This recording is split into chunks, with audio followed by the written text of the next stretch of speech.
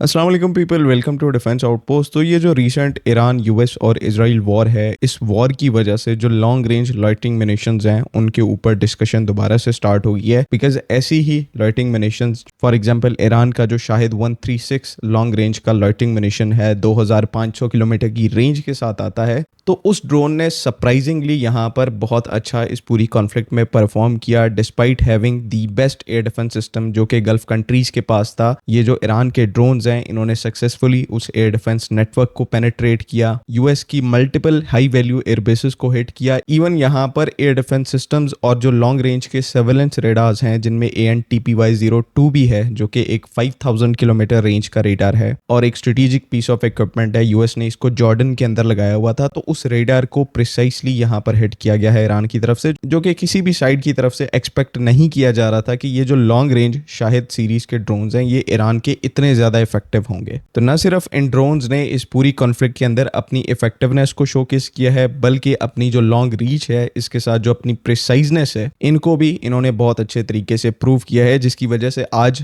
पूरी दुनिया में इन ड्रोन्स के ऊपर डिस्कशन चल रही है। ये जो शाहिद 136 सीरीज के ईरान के ड्रोन्स हैं, इनके अंदर जो दो इनकी बहुत बड़ी इंपॉर्टेंट कैरेक्टरिस्टिक्स हैं जो इन ड्रोन्स को काफी यूनिक बनाती है, वो इनकी कॉस्ट इफेक्टिवनेस और लॉन्ग रेंज है। कॉस्ट इफेक्टिवनेस यानी कि ये ड्रोन्स बहुत ही ज्यादा चीप हैं, तकरीबन $20,000 पर यूनिट के हिसाब से ईरान इनको प्रोड्यूस कर रहा है। और लॉन्ग रेंज की अगर बात करेंगे तो जैसे पहले बताया कि 2000 किलोमीटर 2500 किलोमीटर दूर तक ये अपने टारगेट्स को हिट कर सकता है। दैट इज वाई ईरान अपनी टेरिटरी में रहकर इन ड्रोन्स के थ्रू इजराइल को उसकी टेरिटरी के ऊपर हिट करने में सक्सेसफुल हुआ। तो long range plus cost effectiveness, ये दो चीजें इन ड्रोन्स की सबसे बड़ी स्पेशलिटी है। अब ईरान के पास अपना शाहिद 136 है, उसको कॉपी करके काफी कंट्रीज ने अपने इस ड्रोन के वेरिएंट्स बनाए, जहां पर रशिया की तरफ से मोस्ट पॉपुलर गिरान ड्रोन बनाया गया, जो कि ईरान का जो शाहिद 136 है उसी का ट्रांसफर ऑफ टेक्नोलॉजी था, जो कि ईरान ने रशिया के साथ शेयर किया। उसके बाद अब यहाँ पर इंडिया भी अपना शाहिद टाइप का ड्रोन जो है इस टाइम के ऊपर टेस्ट कर रहा है, जिसका नाम शेषनाग बताया जा रहा है, और ये 1000 किलोमीटर की रेंज तक अपने टारगेट्स को हिट कर सकता है। इसके ट्रायल एंड टेस्टिंग का अभी फेज चल रहा है। कोई इंडिया की लोकल कंपनी जो है वो इनकी जो डेवलपमेंट है उसको कैरी ऑन कर रही है। ऑब्वियसली जब ऐसा एक अल्टरनेटिव इंडियन मिलिट्री को प्रेजेंट होगा, उनके सामने होगा, तो वो इसको जरूर ऑप्ट करेंगे, इसको सिलेक्ट करेंगे एंड इसको बड़े नंबर में परचेज किया जाएगा एंड देन हमारे अगेंस्ट में, हमारी मिलिट्री इंस्टॉलेशंस के अगेंस्ट में इसको यूज किया जाएगा। तो सवाल यहाँ पर ये उठाया जा रहा था कि क्या पाकिस्तान को भी कोई ऐसा ड्रोन सिस्टम डेवलप करना चाहिए जो कि कॉस्ट इफेक्टिव हो, लॉन्ग रेंज तक अपने टारगेट्स को हिट कर सकता हो। लेकिन पाकिस्तान में सिचुएशन ऐसी है कि ऑलरेडी हमने शुरू से लाइटिंग मिनेशन पे क्योंकि बहुत ज्यादा फोकस कर लिया है, तो पाकिस्तान की जो डिफरेंट कंपनीज हैं उन्होंने एक बहुत बड़ी वैरायटी जो है वो डेवलप कर ली है डिफरेंट टाइप के ड्रोन्स की, जिनको इस टाइम के ऊपर पाकिस्तान की मिलिट्री जो है वो अपनी सर्विस में इंडक्ट कर रही है। कुछ लोगों ने यहाँ पर ये भी सजेस्ट किया था कि हमें ईरान से उनका जो शाहिद 136 है वो ड्रोन जो है वो परचेज कर लेना चाहिए, उसके बाद उसका जो TOT है उसको हमें ईरान से लेना चाहिए, ताकि बड़े नंबर में उस ड्रोन को, शाहिद 136 की बात करें, उसको हम पाकिस्तान में बना सकें। तो इस टाइम के ऊपर ये क्लियर नहीं है कि वो ऑप्शन ईरान वाला हमारे पास अभी मौजूद है कि नहीं। लेकिन हम यहाँ पर ऐसी क्यों बात करें कि हमें ईरान से ड्रोन्स को लेना चाहिए, बिकॉज हमारे अपने लोगों को नहीं पता कि हम लोग पाकिस्तान में किस टाइप के, किस लेवल के ड्रोन्स को बना रहे हैं, जो कि एक्चुअल में कई मामलों में ईरान का जो शाहिद 136 ड्रोन है या फिर इंडिया का जो शेषनाग ड्रोन है उसको कैपेबिलिटी वाइज आउट मैच करते हैं। जिस तरह के हमारे जो एक स्टेट ओन्ड इंस्टीट्यूट है ग्लोबल इंडस्ट्रियल डिफेंस सॉल्यूशंस के नाम से, उन्होंने सर्कश के नाम से एक cruise missile style kamikaze drone उसको आइडियाज 2024 में अनवील किया था, जो कि एक टर्बोजेट पावर्ड कामिकाजी ड्रोन है और 1000 किलोमीटर की रेंज प्रोवाइड करता है। जिस तरह से इंडिया का जो शेषनाग है, एक्सेप्ट कि उनका जो शेषनाग ड्रोन है वो एक टर्बो प्रॉप इंजन के ऊपर बेस्ड ड्रोन है, तो वहां पर स्पीड काफी ज्यादा कम होगी, जिसकी वजह से जो एयर डिफेंस सिस्टम है उसको आसानी से टारगेट कर सकते हैं। लेकिन ये जो गिड्स सर्कस जो कि पाकिस्तान में इस टाइम के ऊपर बनाया जा रहा है, टर्बोजेट इंजन पावर्ड ड्रोन है, तो स्पीड एक्सट्रीमली हाई होगी और सेम एज इट इज आपको 1000 किलोमीटर की रेंज मिल जाती है। 25 से 50 किलोग्राम का यहाँ पर फ्रेगमेंटेशन वॉरहेड मिल जाता है, ISR की कैपेबिलिटी है, इंटेलिजेंटली अपने टारगेट को सिलेक्ट करके स्ट्राइक कर सकता है, स्वार्म टारगेटिंग की कैपेबिलिटी है, और इवन मिड फ्लाइट यहाँ पर जो डेटा है वो दूसरे UAV सिस्टम से भी ले सकता है। जिस तरह के शाहपर 3 UAV जो है वो हमारा, वो इस सर्कश ड्रोन को डेटा प्रोवाइड कर सकता है कि किस टारगेट को कहां पर हिट करना है, कहां से डिसएंगेज करना है। तो ये एक्चुअली में सर्कश जो पाकिस्तान में मैन्युफैक्चर किया जा रहा है, ये इन दोनों यानी कि ईरान का जो शाहिद 136 है और इंडिया का जो शेषनाग है, इन दोनों से ज्यादा एक इंटेलिजेंट, प्रिसाइज और फास्टर कामिकाजी ड्रोन है। एंड स्पीड का आपको पता है कि जो ground based air defence systems हैं, एयर डिफेंस गन्स हैं, वो स्लो मूविंग जो ड्रोन्स हैं उनको किस तरह से इजीली टारगेट कर सकती हैं। और ये जो गिट्स का सर्कस ड्रोन है, ये सिर्फ आपके पास ओनली ऑप्शन नहीं है, इसके बाद गिट्स सरफरोश आ जाता है जो कि देन अगेन 1000 किलोमीटर की रेंज प्रोवाइड करता है। लेकिन वॉरहेड जो है वो सर्कस के कंपैरिजन में यहाँ पर दुगना है। उसके अलावा यहाँ पर टैक्टिकल और एंटी आर्मर म्यूनिशन है, जिसमें ब्लेज 25, ब्लेज 50, ब्लेज 75 सीरीज के जो ड्रोन्स हैं, कामिकाजी लॉइटिंग म्यूनिशंस हैं जो कि आर्मर्ड व्हीकल को टारगेट करने के काम आती हैं। 75 से 500 किलोमीटर तक की रेंज है। उसके बाद पाकिस्तान ऑर्डिनेंस फैक्ट्रीज यानी कि पीओएफ के अबाबिल सीरीज के लॉइटिंग म्यूनिशन है, जिसमें V3 नियो और V3 ब्रावो हैं जो कि माइक्रो म्यूनिशंस हैं और बहुत ही ज्यादा प्रिसाइज टारगेटिंग के काम आते हैं। उसके बाद नेक्स्ट स्टेप कुछ और क्लासिफाइड और स्टेल्थ लॉइटिंग म्यूनिशंस के ऊपर काम कर रही है, जिनका जो नाम है GM500 तूरा रखा गया है। अब ये एक क्लासिफाइड प्रोजेक्ट है जिसके ऊपर नेक्स्ट स्टेप काम कर रही है। कोई इतनी ज्यादा यहाँ पर डिटेल्स नहीं दी गई, लेकिन कहा यह जा रहा है कि ये नेक्स्ट जनरेशन ऑफ लॉइटिंग म्यूनिशंस हैं जो कि स्टेल्थ कैरेक्टरिस्टिक्स को पोजेस करेंगे, एग्जिस्टिंग हमारे ड्रोन्स हैं उनसे भी ज्यादा फास्टर होंगे और रेंज भी ज्यादा प्रोवाइड करेंगे। तो होता पता क्या है कि हम दूसरों की बातों में आकर अपनी ही कंट्री की जो सेल्फ सफिशिएंट कैपेबिलिटीज हैं उनको अंडरमाइन कर जाते हैं। हमें खुद नहीं पता होता कि हमारी कंट्री जो है वो किस लेवल के ऊपर जाकर ऐसे जो एडवांस्ड लॉइटिंग म्यूनिशंस हैं उनको डेवलप कर रही है। और कमेंट में हम लिख देते हैं कि इंडिया ये बना रहा है, ईरान से हमें ऐसी चीजें लेनी चाहिए, डिस्पाइट द फैक्ट कि हम उनसे बेहतर जो अल्टरनेटिव्स हैं उनको अपनी कंट्री में बना रहे हैं। ठीक है, रेंज हमारी ईरान के जो ड्रोन्स हैं उनके कंपैरिजन में कम है, लेकिन हम जो इस टाइम के ऊपर ड्रोन्स अपनी सर्विसेज में शामिल कर रहे हैं वो ईरान के ड्रोन से ज्यादा फास्टर हैं, उनको टारगेट करना मुश्किल है और काफी ज्यादा प्रिसाइज भी हैं। रेंज क्योंकि एक फ्लेक्सिबल पॉइंट है तो उसको आप कभी भी फ्यूचर में जो है वो इंक्रीज कर सकते हैं। पाकिस्तान ऐसे भी ड्रोन्स मैन्युफैक्चर करेगा फ्यूचर में जिनकी रेंज 1500 किलोमीटर 2000 किलोमीटर होगी, जो कि डीप इनसाइड इंडिया इनकी जो इंपॉर्टेंट इंस्टॉलेशंस हैं, इनके जो इकोनॉमिक सेंटर्स हैं in case of attrition war, तो वो वहां पर जाके हिट करेंगे। तो ये कैपेबिलिटी फ्यूचर में हमारे पास आएगी और ये हम डेवलप कर सकते हैं। इवन नेक्स्ट स्टेप जैसे जो इंस्टीट्यूट है वो इससे एक स्टेप आगे जाकर स्टेल्थ यूएवीज को मैन्युफैक्चर कर रहे हैं। तो कम से कम जहां तक ये कामिकाजी ड्रोन्स की बात है, हमें किसी दूसरी कंट्री के ऊपर डिपेंडेंट होने की जरूरत नहीं है। हम अपनी जो रिक्वायरमेंट्स हैं उनको सेल्फ सफिशिएंटली काफी अच्छे तरीके से पूरा कर सकते हैं। एंड आई होप कि अब आपकी जो तमाम कंफ्यूजन है वो क्लियर हो चुकी हैं। अगर कोई क्वेश्चन है तो काइंडली कमेंट्स में जरूर पूछें।